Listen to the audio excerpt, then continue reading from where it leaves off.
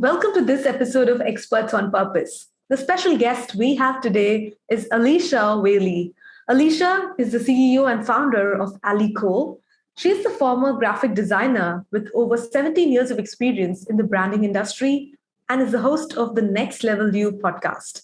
In 2021, she co-authored the international bestseller, She Did It and So Can You, and said goodbye to graphic design and hello to becoming a business marketing coach, all while raising her twin boys. As a solopreneur, she knows the world of busy quite well, and it's her deepest desire now to share her knowledge so that it can save your time and help you gain the freedom to be more present in your own zone of genius. Hey, Alisha, welcome to Experts on Purpose. Hi, thank you for having me. My pleasure, Alisha. When I first came across your profile, one thing that really caught my attention was the way you started off as a graphic designer and now you help business owners as their business marketing coach. So I love talking to people who make shifts in their careers. And I'm curious to know, how did that happen? How did you first get into graphic design in the first place? And then when did that conscious shift happen? Well, I got into graphic design when I was 16. I was originally homeschooled, and back in the really early 2000s, you couldn't dual enroll and get your high school diploma. That happened a few years later. So I had to get my GED regardless of what I did. And I'm like, well, I don't really want to finish 11th and 12th grade because that seems pointless when you go to college and they just make you relearn it all over again. And so I'm like, Mom, can I just get it now and then enroll in college? And she was like, I guess that's fine. That's amazing. So you were such a smart kid and your mom was so supportive. I'm really glad. She was. She's always been one of my biggest supporters.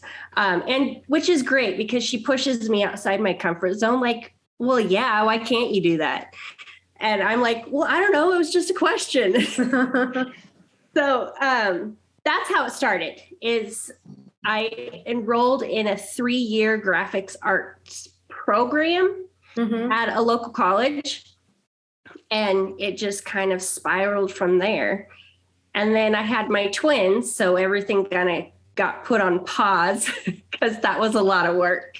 Right. And then when they were about 5 years old in kindergarten-ish, I picked it back up.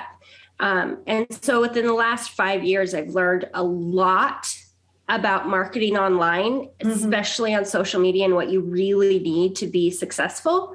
And that's when I decided that I was seeing a lot of people put all of their focus on looking perfect and having no business plan built out, no marketing plan. They just go full speed ahead into their programs or their offers and what it looks like. And I'm like, I can't build anything for you when you have no direction. Yeah. I can't just invent things. So that's when I decided that I was going to pivot and do more of a brand coach instead of the actual hands-on designer. Right. So I think it's a very organic progression, right? It's not that you dropped your graphic design and you took up a different career, but you realized that there were these gaps. As a graphic designer, you may probably come up with great designs, but if the entrepreneur is not able to use those designs and generate business because their strategy is not good, then what's the whole point? So how did you develop these business skills to actually help them as a branding coach? Because your college degree and your experience gave you the graphic design skills. But what else did you do, Alisha, to develop your business acumen and become a coach? I have worked with a really high level business coach. I was her graphic designer for a while. And working with her and some of her clients, I saw how drastic of a difference it was between her and how she ran her business and all of the plans and goals and milestones and just she always knew exactly what she needed and exactly where she was going. And I could create the graphics for her really fast. And with a super quick turnaround time, because she knew exactly what she needed. And then I had these other clients that were like, well, I need a website and I need social media. And I'm like, okay, well, what's your story? Give me your story so I can design an about page. Well, I don't have one. Okay. What's your offer? Well, I want to do this. Okay, so give me the details about that. Well, I don't have any. And so I'm like, I can't just invent things for you. I can put up just basic generic things, but that's not going to do anything for you. So I saw entrepreneurs wasting a lot of time and money on the website and all of these things, while I was also helping the super high level. When I started with her, she was a multiple six-figure business, and now she's over 8 figures. Wow. In 5 years. So I saw the drastic change between the two. And I was like, okay, there's a big disconnect between beginners, startups that are like maybe 0 to 6 years in business. They have the idea, they have the passion, but their focus is in the wrong area. And then several of them were like, well, I decided to quit. And I'm like, why? You had such an amazing idea. You're just focused on the wrong thing because you don't have the clarity that you need that I saw the higher end coach have. So I just put like all those pieces together from my background as a graphic designer and what I saw on the back end of how the 8-figure business ran. Yeah. And just was like, okay, we're going to scale this down and help these people not quit. This is such an interesting thing that you shared, Alisha. And I see this in my business also, because when I started our publishing agency, my only experience was publishing my first book. And I started learning from every single client that I worked with. And some of them, like your 8-figure client, had such high standards and expectations that it helped us to up-level ourselves, right? So I'm really glad that you listened to the difference between a startup entrepreneur and somebody who's really killing it. And you were able to bring that expertise. And now you are now sharing it with all the people who need to listen and learn from you so that they can also elevate their business. Yes. So in spite of being a mom, you're doing so many other things, Alisha. You are also having a podcast. You're also a co-author of a best-selling book. So were you very strategic and purposeful about starting all of these? Honestly, no. I had no strategy whatsoever, other than the idea of I knew I'd wanted to write a book for a really, really long time. Like since I was about 13, I've wanted to write a book. I just didn't exactly know how. I didn't know how to get started, and I didn't know what to do. And I'd been listening to podcasts for a really long time. And I had this, like, in the back of my mind, this thought of I should do a podcast, but I don't know what it's going to be about. I don't know why. I just have this desire, like I need to be on one. So the podcast started first. Right. And that actually started out as a trade. My podcast manager, she needed a website because she was pivoting in her business from being a VA to a podcaster. And I was like, this is perfect. I get to do what I need to do, you know, what I'm good at, what I know how to do. And you can teach me how to do a podcast. Nice. So in 30 days, we launched this podcast and went full steam ahead. And then I just kind of figured it out from there, like decided what I wanted, what I liked, what I didn't like. Did I like seasons? I tried like twice a week, once a week. I just played around with it for the first season of the podcast. Right. And then I took a break and reconfigured things. It was like, okay, I don't like this. I do like that. I kept those things and then did another season.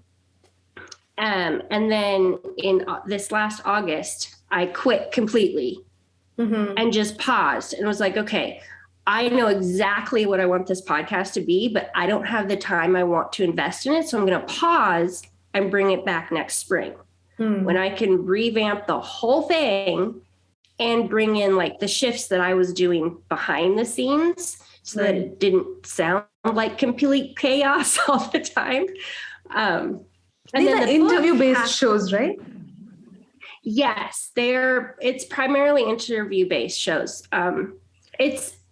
I wanted to have conversations that most people don't have on a public aspect or are uncomfortable having on a public aspect. Because I'm like, everybody else has problems with this too. Why aren't we talking about it? Yeah. So that's what the next season will be. And then the book, that kind of just fell into my lap. I had somebody message me last November. And she's like, I am scrambling to try to find somebody to fill a spot in this book I'm publishing because I had 2 people drop out. Oh, okay. And would you be interested? I'm like, well, absolutely. I don't know anything about it. So within like a week, I wrote a bunch of stuff and I sent it to her, and then it just kind of went from there. So it's like all of these things I knew I wanted to do, but I didn't exactly know how to do them. And when the opportunity came to dive headfirst into them and just learn as I went, I'm like, heck yes, let's do this.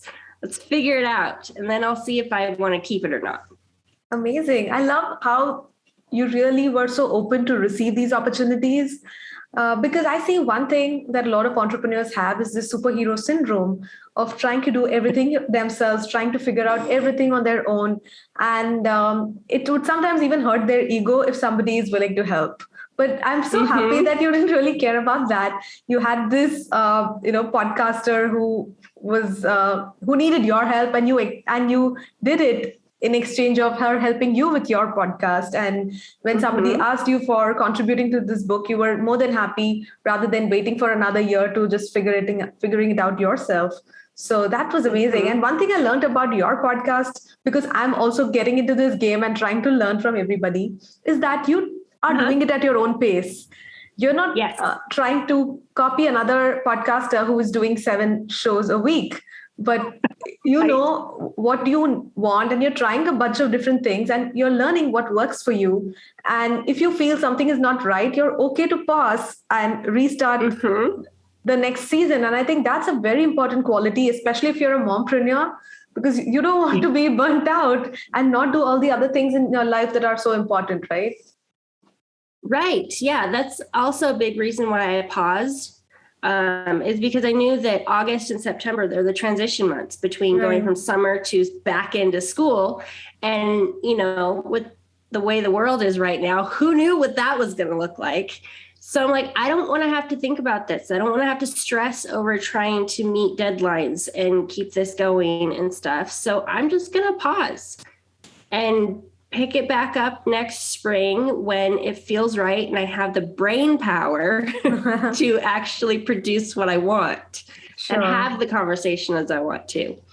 Absolutely. So talking about your book, because I talk to authors all day long, I'm really curious to know, what was the one benefit or one way your life changed after becoming an author?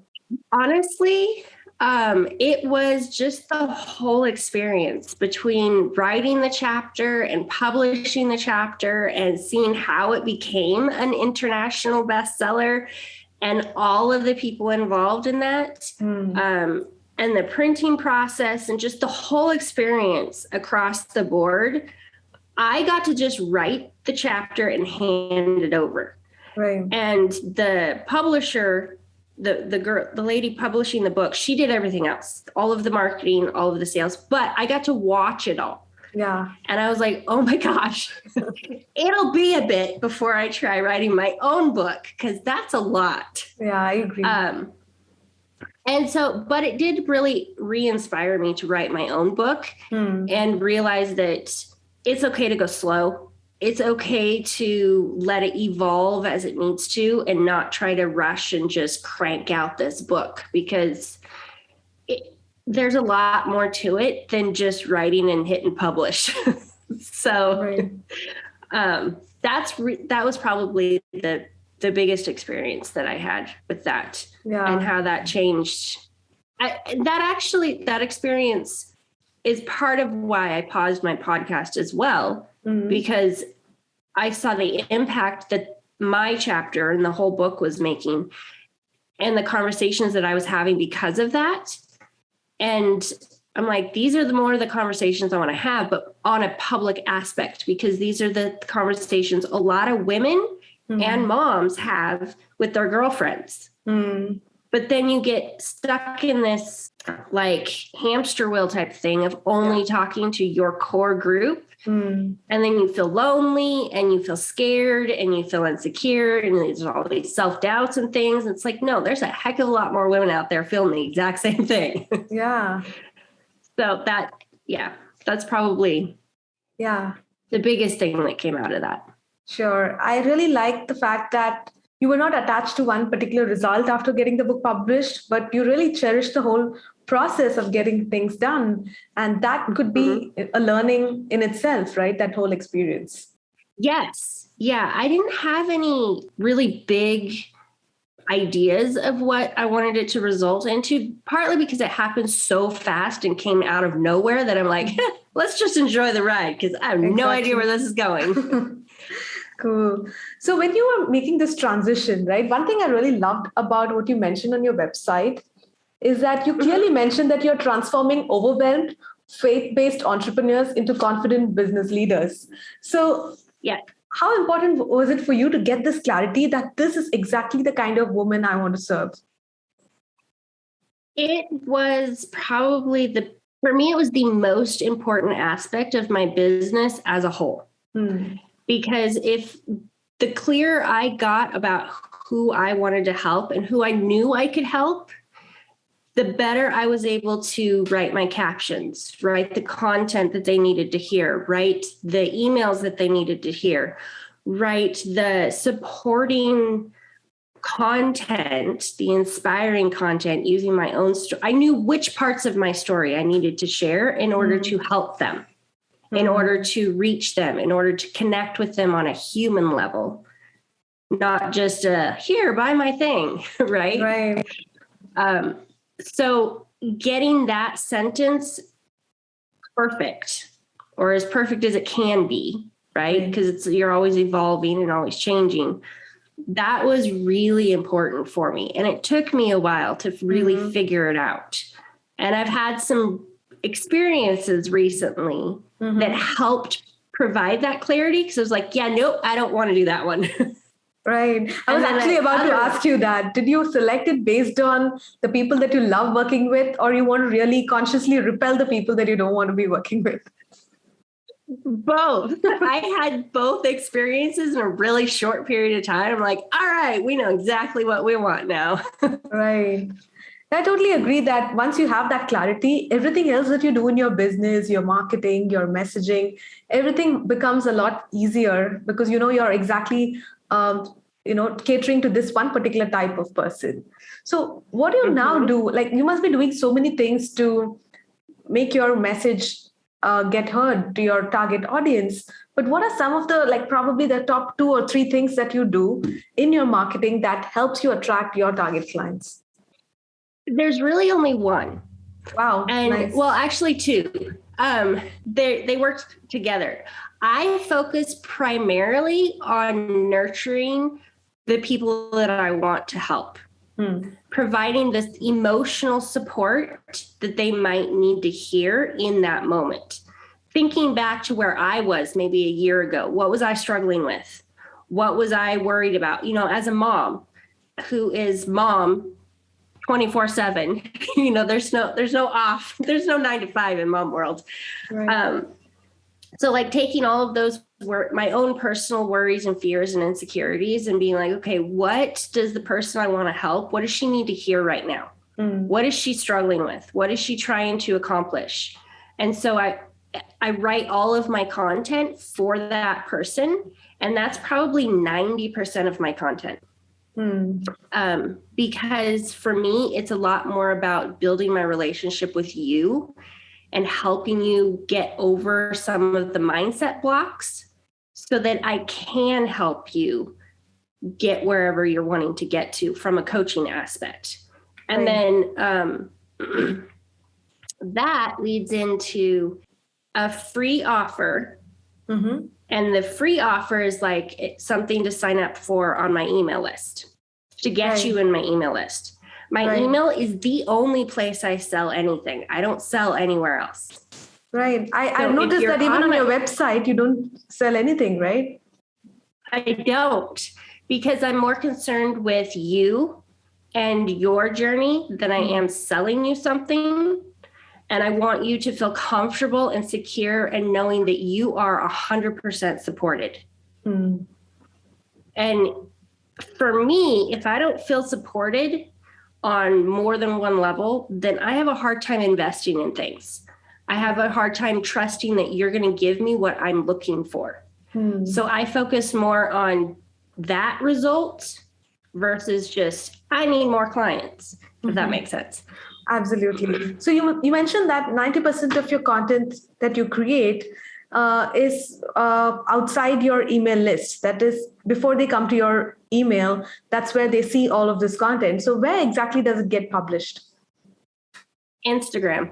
That's really the only place to show up. Yeah, that's your favorite place because you love it and you know that your audience also loves hanging out on Instagram. Yes, it's where, I mean, if you think about all the social platforms that are out there now, that's the one that's been around going strong for the longest. Everybody's so comfortable there.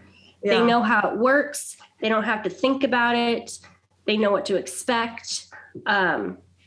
And it's got a lot of really pretty pictures on there. So I get distracted by my graphic design brain kind of goes crazy with it. So. I totally agree. Yeah. So this is a very simple funnel that you have. People love all your content on Instagram, and then you ask them to just sign up for one amazing free thing, and then they join your email list, and then it all becomes that personal one-on-one kind of conversation through your email list where you ultimately sell something. Right. And I treat my email list kind of the way I do my coaching, so that they are anybody who does decide to invest in me and, you know, work with me one-on-one as a coach, they already know how I work. They already know my process. They already know how I engage with you, the questions I ask you, so that the nervousness and the like discomfort of now I have to talk to a stranger type of thing, that's not there anymore because you're already comfortable, right? So I can help you get further faster because that's already been, we already know each other. Right. Now, whatever you shared right now, Alisha, is such a relief to hear because we as entrepreneurs want to be everywhere, right? We need to be omnipresent. We need to be on every platform and churning content like crazy. And if we don't do that, we look at other entrepreneurs and we have this fear of missing out that, oh my God, they're going to be getting all the clients and I'm going to be left behind. But you are so clear about just doing the important things that your target audience will value and not worrying about everything else. I think that's such a great mind space to be in.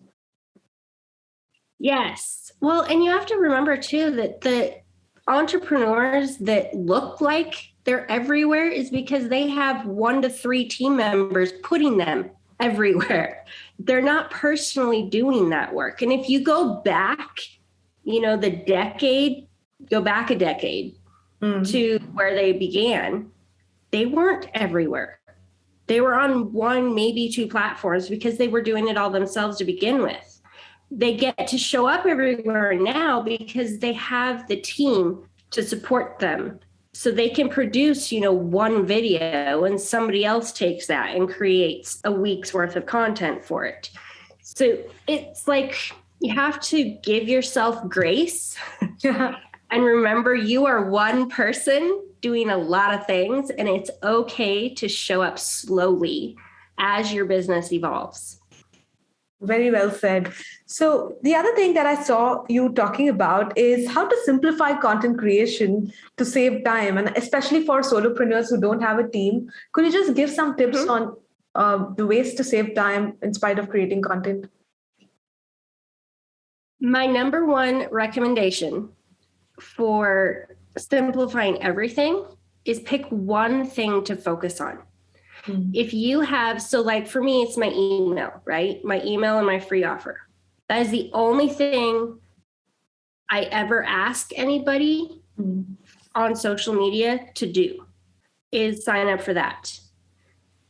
So if you have one specific result that you want your audience to take action on, that's all you ever focus on. That's what you create all your content for. So it like simplify it. It helps you not overthink it and be like, what do I talk about today? Well, what did you talk about last week that got the most engagement? Say the same thing in a different way and then repost it, and just constantly be retesting the same topic from a different perspective. Because when you're in business, simplifying your content, well, that could mean 100 different things. That's 100 pieces of content for one topic. You can, usually when I get an idea, I write down, like brain dump it in a Google Doc, and then just take pieces from that and funnel it into, okay, what am I trying to accomplish this month? What is it that I want? Do I need a new client to fill a space that I just ended? Do I need to just nurture my audience? What is it that I personally am trying to get? Where am I trying to get to? And if you can figure that out and then work backwards and piece it out into like action steps for yourself. I like to create checklists because then you can actually check them off. It helps. It just helps break it all down. And then you can look at it and keep yourself focused and keep yourself on track and be like, okay, this idea that I just came up with, that can come like next month or next week or whatever. You don't have to, if you have one focus, it just, all the noise isn't quite so noisy. So true. Because this is also a good news for people who get so overwhelmed thinking that I need to come up with a new topic every single day. That's really not necessary, right? Because you know that there are a couple of topics that really resonate well and get a lot of engagement. You can just tell that in 100 different ways. And that can all be different pieces of content rather than trying to come up with new lead magnets every week. That's like crazy, right? Right. Well, and then you're not confusing your audience either. Right. Because then they can, if you're creating something, a new topic every single week or every single day, and you're constantly asking them to sign up for new things, it's like, wait, what is it that you actually do? You confuse your audience and then they stop engaging with you, and then you start feeling self-doubt and stop doing things. And then it just goes bad from there. Very true. You also were talking about solopreneurs starting out without a team. So what do you think, in your opinion, is the right time to hire your first team member?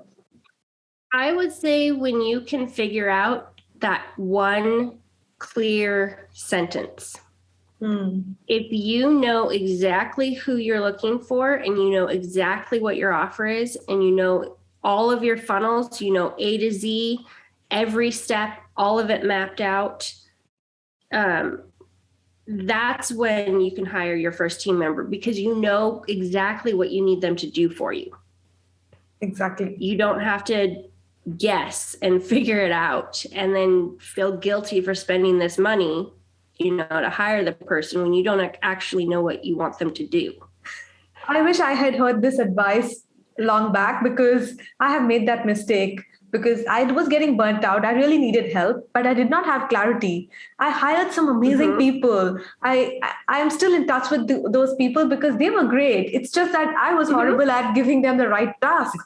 And every month when I had to pay them their fee, I realized that I was not using their potential, and my cash flow was going for a toss because I did not utilize them in the right way. But today I've learned from those mistakes, and all my team members exactly know why they are here, what are they supposed to do, and how are they contributing to the company. And it feels good for me that, I'm really making good use of their talent. Yeah, you feel so much better. And, it also helps you know which team member you need to begin with. Yeah. Because maybe you just need a VA for like 2 hours. Or maybe you need a full-time assistant. Having that clarity of what you're doing, who you're doing it for, and where you're even trying to get to. Like, what's your goal in the end of 2022? Right. If you know those things, then you know who it is you need to hire to help you not burn out. Absolutely. So just before I say goodbye, I would just like to hear one piece of advice from you for all those aspiring entrepreneurs or solo entrepreneurs who are not taking that next big leap to really own their expertise and amplify their message. Something is holding them back, right? So what would be your message to all of them? My message would be, you know more than you think you do. You already know everything you need to reach the next step. Stop learning and trust yourself that you will figure it out and you will know the clarity that you need. It will all work out on its own as long as you take one tiny step every single day to move forward. And that doesn't mean go learn another course. That means actually do something in your business, whether that be show up every day because you're not. Do a video, like make a very small commitment to yourself to try something for a full week. See how it feels. Is that something you can realistically keep doing? If not, scrap it and try something else. But trust that you already know what you need to move forward. You just need to just do it. Wow, this is such a valuable piece of advice, Alisha, because as entrepreneurs, we always want to be learning, that we hardly spend time in implementing those learnings. And that is why we are not progressing at the pace we should be progressing, because we are most of the time just gathering information and feeling overwhelmed rather than implementing them. So thank you so much for sharing this. Yes, it's a place that I've gotten stuck multiple times myself. So I completely understand being stuck there. That's part of the reason why I just did the podcast and the book too, because I knew that if I thought about it anymore, it probably would never become a thing. So I needed to just dive in and figure it out as I went. Right. So where can all our viewers and listeners go find out more about you, and and more importantly, how can they join your email list? The easiest place and the best place is come find me on Instagram at alicole.co. That's where all of my information is. That's where all my things are. That's like my one little hub, like mini website kind of thing. Right. All of my stuff is there. That's probably the easiest way. Awesome. I'll link it up right below in the show notes. Thank you once again, Alisha, for coming on Experts on Purpose. Thank you.